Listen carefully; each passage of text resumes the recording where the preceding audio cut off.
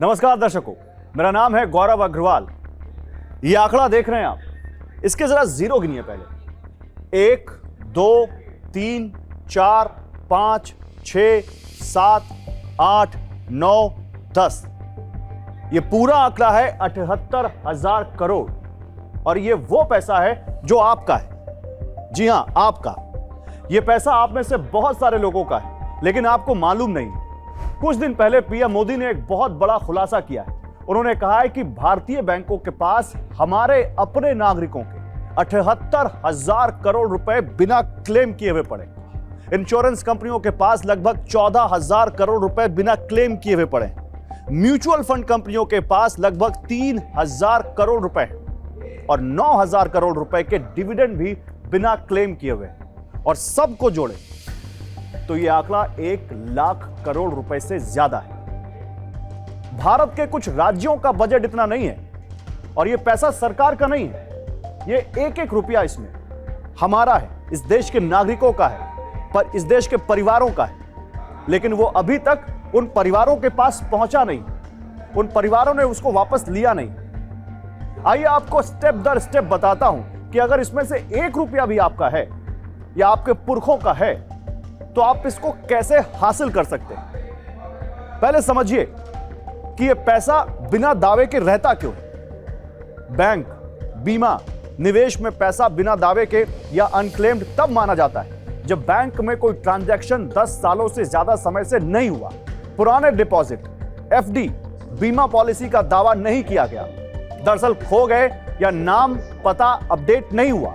इतने सालों में लोग बदल जाते हैं, घर बदल जाते हैं, लोग अपने परिवार वालों को, घर वालों को बताते नहीं है कि उन्होंने पैसा कहां निवेश किया है। परिवार को इसकी जानकारी नहीं मिलती, इसलिए यह पैसा आइडल हो जाता है, यानी बिना किसी इस्तेमाल के रह जाता है। सरकार कह रही है कि आपकी पूंजी, आपका अधिकार, योर मनी योर राइट।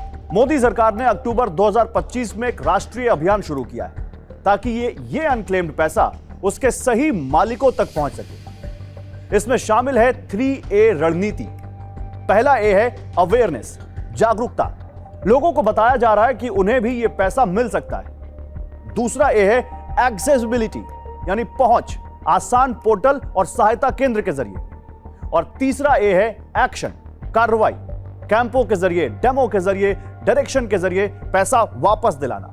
लेकिन अब सबसे अहम सवाल जो आप अभी जानने की सबसे ज्यादा जरूरत है, जो आप जानना चाह रहे हैं कि यह पैसा आपको मिलेगा कैसे। तो भारत सरकार ने अनक्लेम्ड पैसों को वापस दिलाने के लिए अलग अलग सेक्टरों के लिए अलग अलग पोर्टल बनाए। अगर आपका पैसा किसी पुराने बैंक अकाउंट या फिक्स डिपॉजिट में बिना दावे के पड़ा है तो उसे खोजने के लिए आरबीआई का उद्गम पोर्टल इस्तेमाल किया जाता है। वहीं अगर किसी बीमा पॉलिसी का दावा सालों से नहीं किया गया है तो उसकी जानकारी और क्लेम प्रक्रिया IRDAI के बीमा भरोसा पोर्टल पर मिल जाएगी। आप अगर म्यूचुअल फंड में कोई भूला बिसरा निवेश है और आप उसको देखना चाहते हैं तो सेबी का एक मित्र पोर्टल है, इंग्लिश में MITRA। आप उस पर जाइए और आप अपना पैसा देख सकते हैं कि क्या आपके पुरखों ने, आपके पूर्वजों ने, आपके बाप दादा ने कोई पैसा वहां निवेश किया था जो आपको नहीं पता है और वहीं पड़ा हुआ है। और अगर आपका डिविडेंड, शेयर या IEPF से जुड़ा पैसा अटका हुआ है तो उसे खोजने और क्लेम करने के लिए IEPFA पोर्टल है। ये चारों पोर्टल मिलकर ये सुनिश्चित करते हैं कि लोगों का फंसा हुआ पैसा आसानी से उसके सही मालिक तक लौट सके। इन पोर्टलों पर अपना नाम, जन्म की तारीख, पैन नंबर और कुछ दूसरी डिटेल्स आपको देनी होंगी, जिसके बाद आपको पता चलेगा कि कहीं आपका पैसा तो वहां नहीं पड़ा है। इस जीरो में से कुछ जीरो आपके तो नहीं है।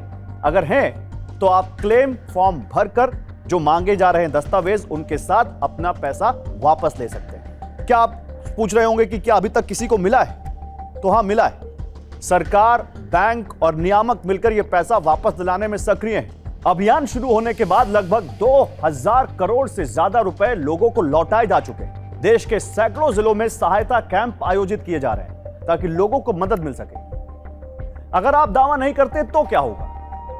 कोई भी पैसा खोया नहीं जाता, लेकिन अगर वो बैंक, बीमा कंपनी या किसी म्यूचुअल फंड में 10 साल से ज्यादा से बिना किसी दावे के रह जाता है तो फिर वो रिजर्व बैंक ऑफ इंडिया के depositor education and awareness fund यानी DEA में ट्रांसफर हो जाता है। लेकिन फिर भी पहले वाला मालिक या उसका वारिस कभी भी इस पैसे को क्लेम कर सकते हैं, बस एक प्रक्रिया पूरी करनी होती है। समय सीमा कभी खत्म नहीं होती। तो कुल मिलाकर अगर आप में यह फीलिंग रह रहकर आती है कि आपके बाबा या आपके दादा या आपके पिताजी कितने पैसे कमाते थे, लेकिन जब वो गए तो आपके पास कुछ नहीं आया, तो एक बार चेक कर लीजिए कहीं वो पैसा यहां ना हो, कहीं ये पैसा इस 78,000 करोड़ में ना हो। यही बताना था आपको। नमस्कार।